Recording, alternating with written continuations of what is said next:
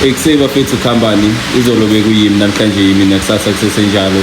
It is your boy Kompo uzongenzani ungeke izolo ngihamba nenja yami. Boy Mashonisa boy not here.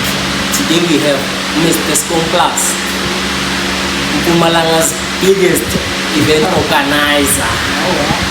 Abutimba Tatabu. Sanda sa. Biggest Mpumalanga. Yeah, Mpumalanga biggest. Skomplaas is great. Amara, you're the biggest. It's in a smart. Yeah, so far we've had. You're the biggest. Okay. So, what came about Skomplaas? So, Skomplaas is called in 2009. So, basically, going out to the food and I was Serashon. The food that is so cool in 2008. So, 2009, early, Wahamba was election. So, the Millennium needs money. For some weird reason, I haven't had a time and see too high. Why don't you see which it was a zero and this is because when it comes to events, back then, I had a bed. See, I was going to they would have event now. So, you know, get the skills or see how they do it to be a center. So within the year, every time we rush around the picture, I mean, so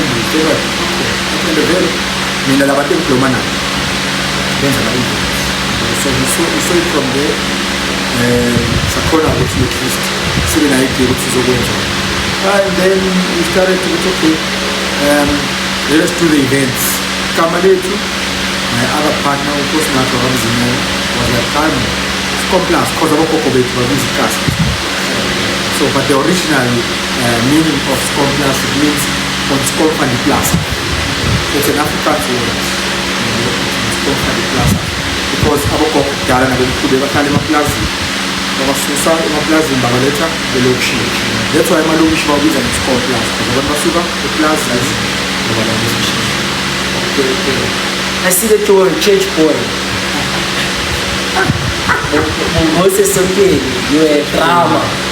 No, man, it's not what I was. I still am. Yeah, so really something. How do you mix the two events? You can balance them. You can definitely balance them because at the end, events is business. It's how I make money. Church. Now, there's something I understand. It's not me getting people drunk or emotion below or the future but it's me doing something that I love. I ended up having a passion for, and it is what it is. I just try and balance. That's why it's continuously being at Tolerant on my weekends. If I'm not busy with events or entertainment business, it's a check. So from 2009, yeah, since in March 2009, which was your biggest? Okay. So this tattoo is actually a story. Yeah, my tattoo, all my tattoos tell a story. Okay. Like my career, basically. Yeah. The music career. Okay. So the biggest in terms of what? It depends between Pulma, the one you attendance. Yeah, same should also. In terms of attendance or in terms of the event being a success, the link being a success, Pulma Wabuti, even Abantu, imali suspend the buoy sense in a profit. Okay, let me make it like this. The Spring Patrol Sakal, 2014. Okay, I started 2014 Spring Patrol. Spring Patrol started 2009. Skomplaas. Yeah, no, Skomplaas. Spring Patrol started with that. That is where we hosted the coffee as well. Revolution. The Spring Patrol started with that. That's where the Skomplaas event started. So there's no post about mini skate party. So Spring Party that year is Saturday 2009. It was the first event, 5 September 2009. That's where Spring Party started. But we came across amateur was Abaya. So the first event was challenge was 2012. Fast forward, Sakala Spring Party in Sekunda, which was called Sekunda Spring Party 2014. So started 2014 until 2018, that was 5 years. The biggest in terms of attendance was 2018. So AKA Sabo Maporisa, Sabo Escaping Marazana Freedom. We had the one bunch Aries, Lindo, the vocalist, Black Motion. We had around 8,000 last people at the event. Mara, funny enough, the man is I spend. This kind of partnership with Sam Boy. As I knew, it's a culture. But it's not 8,000 people. So I went to Spring Party last year.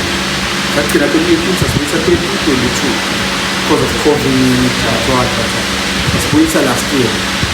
Last year, it was us bringing back the brand. Attendance was well, it was very low. We had around 3,000 something people, so counted line. I remember Ushubuti last year you made a loss. Yeah, huge one. A huge one. So, unlike that, in 2018 it wasn't a huge loss. Nobody did a few 100,000. But last year it was a huge loss. We lost almost 500,000 from it. I remember you saying then like that's feeling I was cool. Yeah. You saying that you lost like almost half of the million. So a lot of people will tell them this. I cost money. So how do you bring up an artist? How do you approach them? Before we go to that, I just want to finish the story there, so which was the biggest. 2023 was the first successful spring party ever since 2014. Attendance, money wheel, or any profit. It was the first successful. So when I say successful, it's kulma ngao kama aspects. Abekwa kawatega, you know most of the spring party go also together na. So a lot of things have happened before, but the first successful event was 2023. So to answer your question, first successful 2023, biggest 2018. So how do you deal with this publicity skills that they have in Skomplaas? Even here, we see someone died doing a party, things like that. There's no formula for that thing. You can't have a way which I need to have a cool muscle of it. I am not or you try to ignore it. There's no formula for that thing. You just try and face whatever is happening. If Lendo Leo, we are going to see it is tarnishing your hair, then you try and protect your hair by all possible means. Because the Kubula all white, so this person. What's why you couldn't go show the and they not your hair, but you go the guy, it was something in there, 3 hours after somebody, even I said, so nakona ukuze babulalane bese sami sesiqedile sami sabashiyethina baphuza amaphansi ngenxa yokuthi bakhishene ngemoto wathi 3 hours later man. So you just finally you try to protect your brand ukuthi you try to clarify to people ukuthi yebo uzwile ukuthi ngathi content ezekile ngabantu beze ku-event, but let us look at what happened, when did it happen, and then you give abantu the clarity and your own perspective of what really happened. Umuntu ofelelena abona post umuntu uthi usibani beka all white or beka spring party but sekashoni obvious umuntu uthi ayishoni because of it. So there's no formula, but the only way it is you carrying your name in the 40 and you try to be strong. I have 14 years experience in the industry since 2009 till today. It's never easy. What's your motivation? My motivation is here. Believe in yourself when no one else does. Never give up. That's my motivation. Because in the final years, even in family, I'm sure the time alako kona lana likira kona which let that person. lento lena nabo bomongezi nakudala basoloko bashona phansi phezulu nabo, you understand. So I believed in myself regardless. Bengazi ukuthi lento lena one way or the other is a spark, and that has been my motivation. Hence I touch you and that is my motivation every day to anyone. Believe in yourself no matter what. Lento bekela nofika la ukuthi the important thing is to start. Ukuthi ngispanisa imanje la kanjani akunandaba, mara wena just believe in yourself ukuthi into eyenzayo ekugcineni izophumelela izofika. So you never had a permanent job before? I've had. It was once mentioned. I've once worked at Clicks 2009. Then kwenzekayo ngayekela. Then that's when we started Skomplaas. I've also worked at theatre, the arts, the Masipala. Spanile khona 2014. Spring Park, that's where I met partner yami Spring Park, the master trainer. Because now you span Masipala. I'm because I began my event so I was also working there as a permanent job. For now I'm working at regular. I won't say it's a permanent job because I'm a freelancer there, but it's something I've been doing for the past 2 years. Imagine how much is 3 years never been.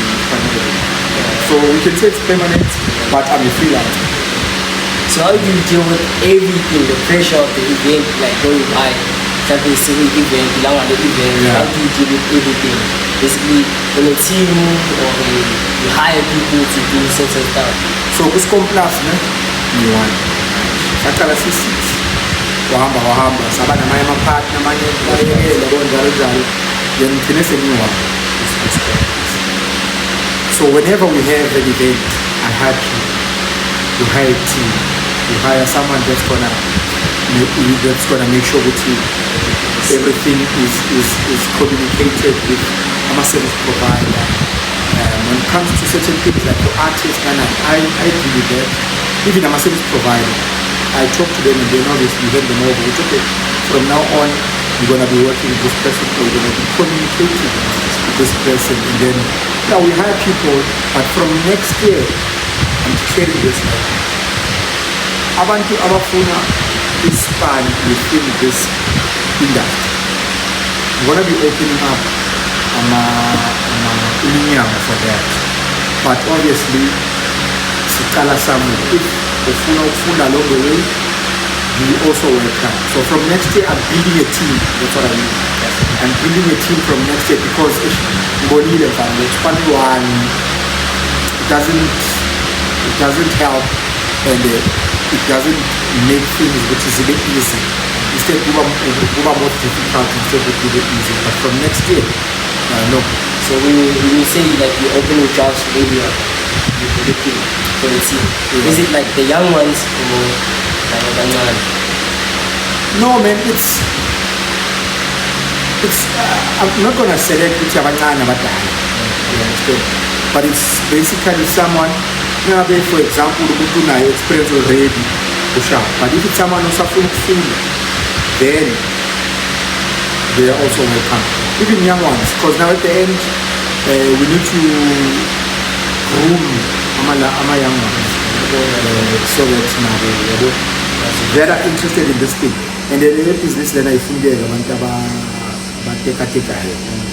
must be strong at heart because so you also balance church, family time and events. How do you balance family time? Yeah.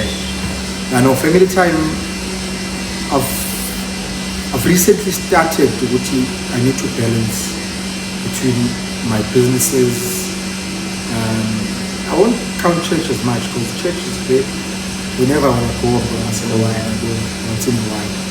But when it comes to family, I haven't been balancing time for family in a very long time because it is the eager to make things happen, to make your business work out, so that now we want to go to time. Lentole, it's serious, but bona at the same time, they feel like you're neglecting them. They feel like neglecting them. in the process of you building this thing, which is gonna benefit over there. You understand? So yeah, this year I've been trying. I've been trying from this every time. Let's see how do I make time for family. As much as I want to be there for family, I can't be there for family all the time. So what's your one dream, like one dream artist that you wanted to Work bring? with? Yeah. Because I saw some other video you were working with Kabza the Small. Yeah. The session. Actually, shout out to Kabza the Small. Shout out. And how did you like come about to see your guys collab? Yeah. Okay, Kabza, right? I worked with Kabza 2017.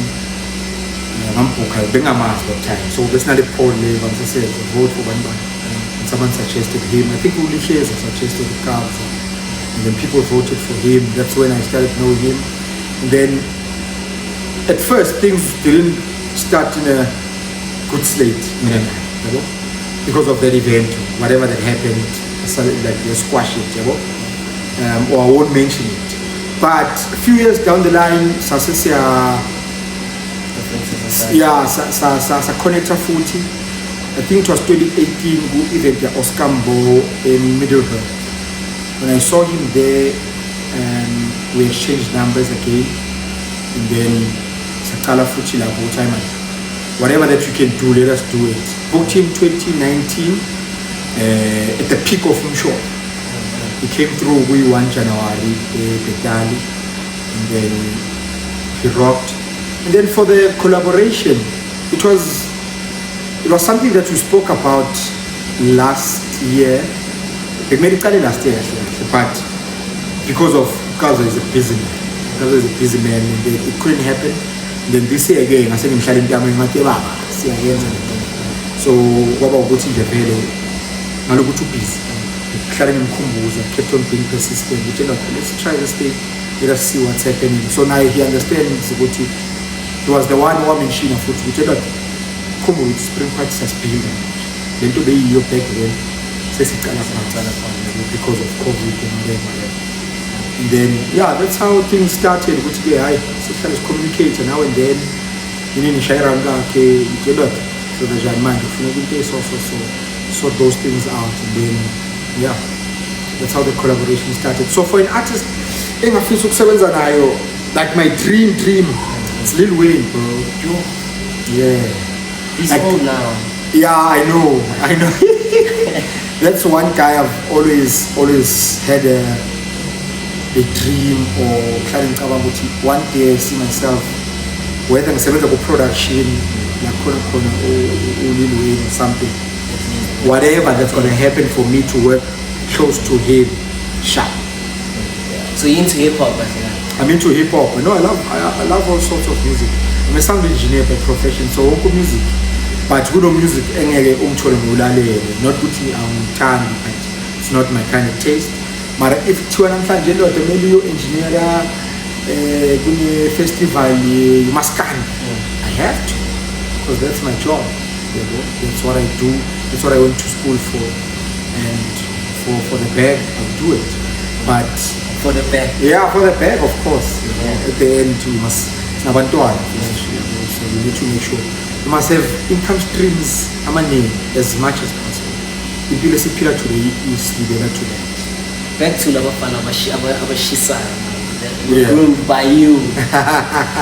Oh, yeah. How do you feel them? Like music their movement, just for the car now. Those guys are making big moves. And I'm so happy for my twins.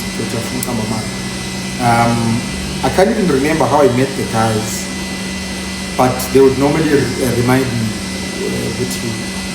I think this is course. If I remember correctly, this is course or something. That's when we even took a photo. I think in Kalba Chuela Gashin the hoster is course, yes. Because this course is hosted 3 times. So the first time was when we hosted Quest. Kumbrela event at Quest no mass music. That was our first event. So then Mongezi wangikhulumela nabo ukuthi nakube yibo abantu abasihambisela amathikithi. Yes, that was the event where I met them kahle. But I knew about them previously. And that's when I started knowing them kahle. Yeah, from there, man, it has been brother love and brotherhood because the guys are doing the most. And Uche Gimge has always been nagging or persisting in the way we so the time and relax boy, so much rain, so long as you because isn't to be fire, the side lamb, it is better. So I didn't wanna then bring people to that by Sabbath, and then when the time was right, which was this year, is it this year? Yeah. This year, then we started working again with about a month. So going to the brand ambassador thing, Yeah. you have a team as well, like about distributor, store. No, nothing. I'm like a job of chair, one man. So, and no score like, like what's going on? Yeah, so Usko. Okay, let me first start with a team. When it comes to a team, nabantu esipana nabo bonothi bobulelani bomasibulele bantwana basekhaya bophilani it's normally ukuthi nengabe sine shoot mhlambe you just see what is available cela uzwakale senze i shoot then yeah that's it. But when it comes to brand ambassador or brand ambassadors into engicale kahle bese bengayenza back then original Jamaican gospel artist national gospel artist so I got at the time and then kwaba nezinto shoot kwaba nezinto challenge I brand or stopped somehow and yeah so it started this year about Jay manje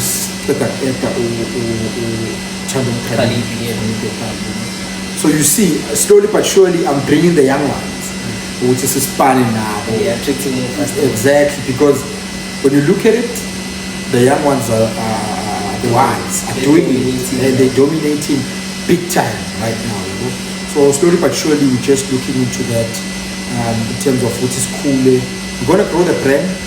There's new collection that's being cooked right now. So we're expecting big. We're moving in a bigger way now. So you manage Usko or Usko has his own management? So Usko, how it started. I first met Usko spring party in Amas. Local teacher. Unfortunately, Kazana Sabakon, but the United story. Shout out Sko. Yabo asho ukuthi wenzani. So it was spring party 2016 15-16 Timbo. So bekaku game sonke lesikhathi. No that time mina bengakamazi. Yeah but yena bese bathi Jay vele bonke ngidala ngokukasa.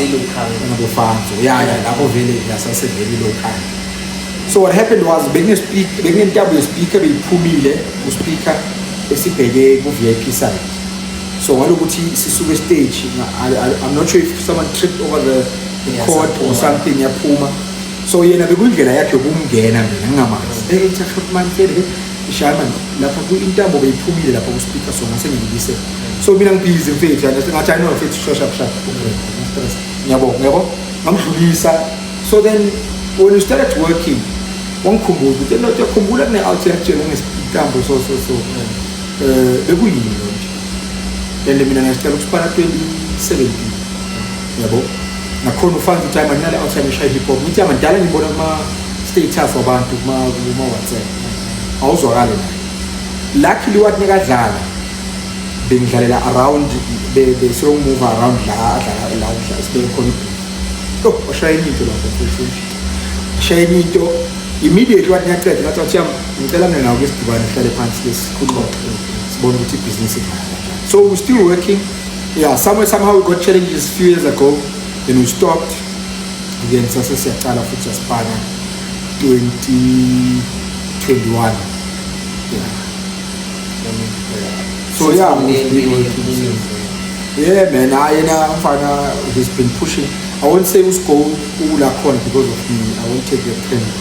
It's because of his hard work, because of his skills, because of how he does what he does on the decks. And yeah, of course, there and there I've contributed from my own side, but yeah. So that's why you brought Taksin, Dala Taksin, because you went to Cape Town. No, Utukzin, Yeah. rather. Utukzin is someone I'm Tanda used to. Like so even Vincent, I want to say someone. I'm full this Kamalaki. Boy. Vincent, School boy. I'm not blind, fact up. I'm not blind. So it was one of about teacher which not spring part the Miller Mara big host at that day and same thing. That weekend we ran 3 days what. So 3 days. Yeah, they shared 3 days what. So as long as Corner would simulate because of that. So then successful retirement. Starting on Abu China for Rusko because he's one of the greats right now. Ngomayake is number one. Exactly. It's number one on the charts and Yimbo wants me according to me. Yeah. So like on behalf of DJ Sko, like what release Ingoma Ibuya Gimi. Yeah. And after that Segatuli and he's booming and then, no, he's cooking. He's cooking. Oh yeah. It's just to understand when it comes to producing, especially about resources, it's easier for them. Because I'll make an example with Nochabuga Ukabza Gak in the studio. So whether we are Lala or we are Vuga, it's something echo. Whether we are in the studio or Ulale Rumi, Nega Vuga, Veleka, so other people. And then any dog Usko bega focused Gio Akun was the brand. The only brand man say whoopie. Joba man say Shogoloze in the only second about Luda man which never appeared in smash. Sex over Ludo for the audience which he am there. Because no chapega, we are giving that. Maramanjari we much. The Shaba number 1.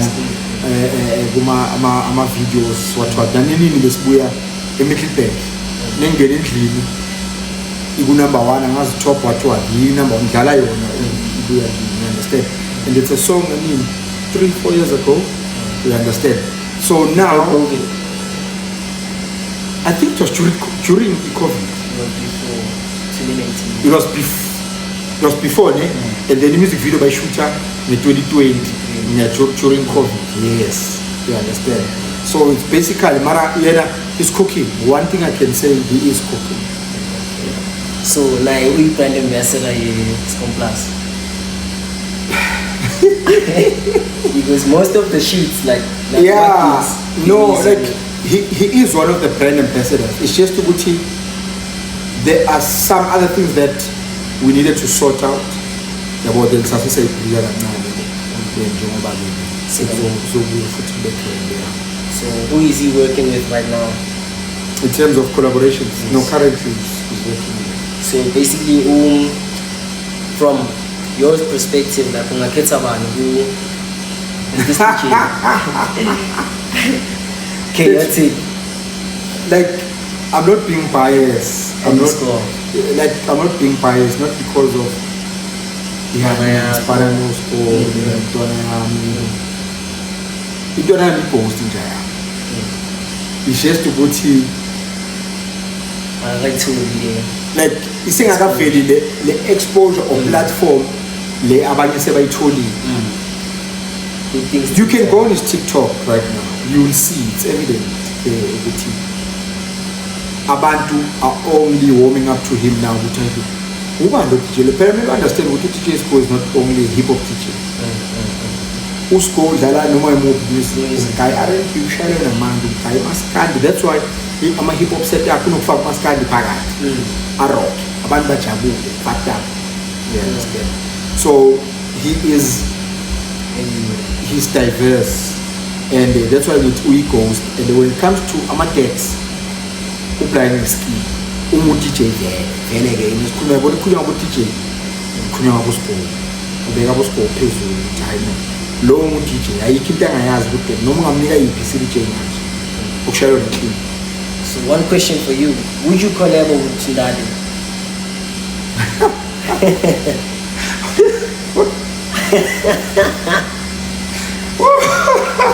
Oh my cheetah.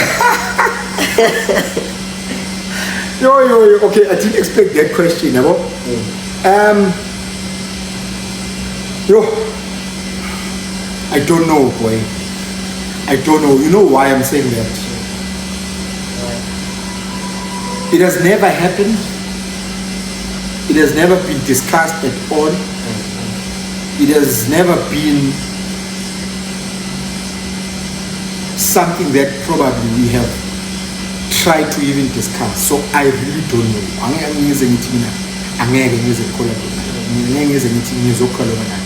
But not your parents. Abondade are one of the Grootmans we got in the game. 14 years, so long as my events. I guys against them. So it might not be which as full to it might not be which in the corner or high or whatever. But as regards the Sibenaleo conversation, as regards the Sibenaleo discussion or thoughts, probably it might happen. You never know. You never know. Because I think it's not knowing what is planning from next year, you know. But if an opportunity would come, why not? Because probably we have more experience than anyone else around here. The government or band, you know. Probably it might happen, but it's something that's not as see discuss. Yeah. So are you planning on doing a tour or just staying local? That's a tour. Okay, tour basically mara to the road covered day. So tour. There's a short left, mine is Leslie. But I am open to more ideas or concepts. But those things mele when the show to uzenza unganyathela abanye abantu ephozweni.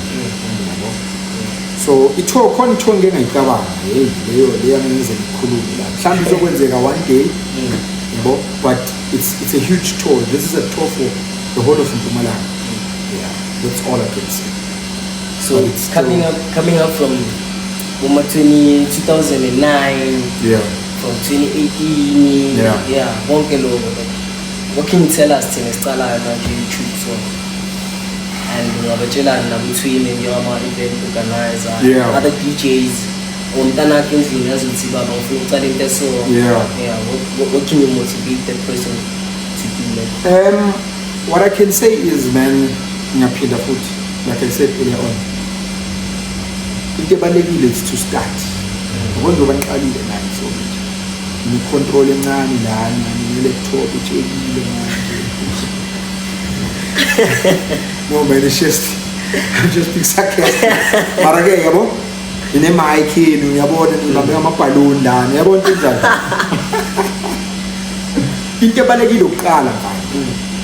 As much as uqala ufuna ama resources, ufuna imali, gereza ngendlela ogereza ngayo mfethu.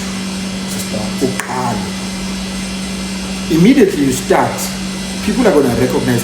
If I don't know I'm not diverting, uphume kule topic. Yabona ukuthi uyabheka abo DJ. Bapha abo DJ baqalile aba DJ yini.